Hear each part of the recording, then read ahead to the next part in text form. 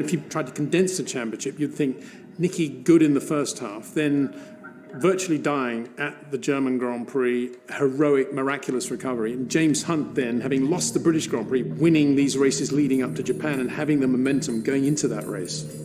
And in Fuji, it was a similar thing. We were sitting there for hours because the circuit was flooded. Nobody thought that this race will happen or can happen. James and Niki were both on the safety committee of the Grand Prix Drivers Association. These two were in the tower all morning arguing there should be no race, vehemently, James and Niki. Well, I don't think the drivers should run the thing, and I don't think they should make the ultimate decision. But I also think that if the drivers say that the conditions are dangerous and that they don't want to drive, then that should be respected. And they definitely shouldn't be made to drive, and they shouldn't open the track to have a race. I said, James, this is madness. You know, we can't have the race. You can't win the championship. Oh no, I'm general champion. No. Can't possibly race. It's far too wet. James didn't want to drive in the race in Japan. And it was Alistair Corwell who said to him, you sit down in the car, you be quiet, and you drive. That's it. Bernie was there trying to get the race run for the TV, and I was trying to get the race run for the obvious reason that we couldn't win the championship unless we had the race. And then suddenly at 4 in the afternoon, the race director came and said, we're going to start the race. But nothing has changed. Television. Nothing to do with the race. We had a television contract. Simple. We said the race is going to start at this time, and that's what time it started. And although, it happened 2 or 3 times, I think before and since then, when people have said we shouldn't race and we shouldn't do this and shouldn't do that. And I said, well, this is what we've agreed to do, we're going to do it. So we started the race.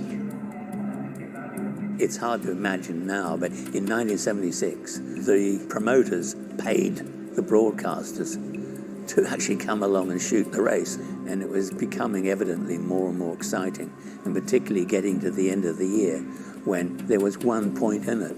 All of a sudden, the broadcasters looked around and said, oh, we actually haven't got the race. And a certain man jumped up and said, you're right, you haven't got it. But I'll let you have it, providing you broadcast every race next year. And that was the deal. And that's what got Formula One, on the TV. In today's world, it would not have been countenanced to start that race. It would never have even been considered. The conditions were so bad. So Lauda, in his way, I think, was being very brave. It's the first time worldwide television. Bernie for sure told him to make sure the race has to start because it was a big event on television. And the pressure came on. And then they said, we started 4. Then I said, you're nuts. The circuit is still flooded. Because of my responsibility for safety, it was unacceptable to start the race under these conditions. The Grand Prix was on.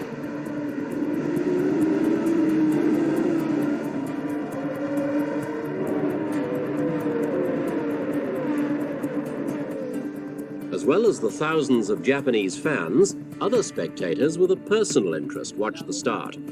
James Hunt's parents and girlfriend Jane Burbeck watched the race, transmitted via satellite in a London TV studio.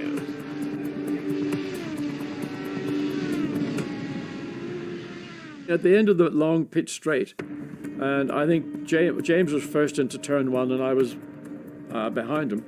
Then coming down at the end of the first flying lap going to the second lap, I hit this lake. I could have taken a fishing rod and caught a trout in it, it was that big. And the car just spun, aquaplane was spun or whatever, so it gathered it all up and continued on. But the conditions, the visibility in the early phase of the race, I doubt a race would be started in those type of conditions today.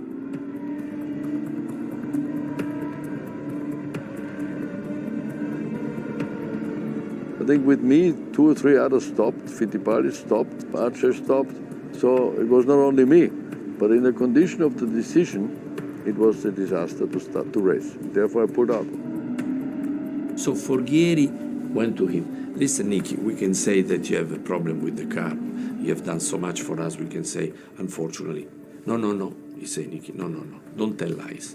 Tell that I decided to stop because in this condition it's absurd to race in Formula One.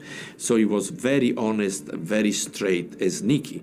In effect, what he said after the race was, I'm sorry, my life's worth more than the World Championship. I gained so much more respect for Niki for doing that because it showed that his life was more important than the championship. Looking at facial burns that he had, he said that he was tearing so bad because of that, the visibility at best was maybe down to 20%. And with what he was dealing with was probably down to 5%. If someone would spin straight line, you just hit the guy. So much water, no visibility, aquaplaning. They should delay the start. But unfortunately, things like that will never happen. And now they have the pace car. They take care. Thanks God now things happen the proper way for the drivers. But it was unreal to start that race. We had a permanent sign that said cool tyres, and James steadfastly refused to go in the puddles. He didn't react. So now he had all the rest of the field, Andretti, Mass, driving in the puddles up the straight, and James steadfastly driving on the dry racetrack. He was never far ahead of Andretti or Mass or others. There was no way to tactically bring him in and change the tyres and win the World Championship. So we had to hope the tyres would last the race. Eventually, he drove the left-hand side of the car through to the air on both front and rear. So he came in with 2 punches. He flew along way quicker now because there was fresh tyres on. And classically, he comes up to Regazzoni, who should have blocked the road and doesn't. Rega pulls out of the road and goes, "Go, boy, go," because he'd been sacked by Ferraris. And so he flew past Rega and finished 3rd. When he first went out, he was 8th, so we put on the board P8. Next time he was 5th, we put P5. The next lap he was 3rd, we put P3. And when he finished on the last lap, we put P1 because he was world champion. He paid not the slightest bit of attention to any of this information. The one thing that springs to mind that's most in my memory is James not knowing whether he'd won the World Championship or not after the race until he came in the pits and they told him he was the champion. Give me a drink. Congratulations, James. Fantastic. Thank you. Did we really win?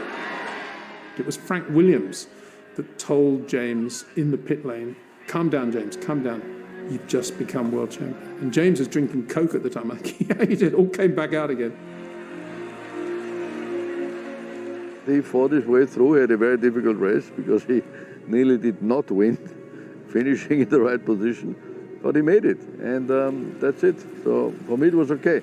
Because I have to honestly say, if you're objective, I didn't lose the race like everybody thinks in Japan. I lost the race because I had a huge accident and didn't race for 3 or 4 races. This is the main reason. But nevertheless, I was happy that he won it.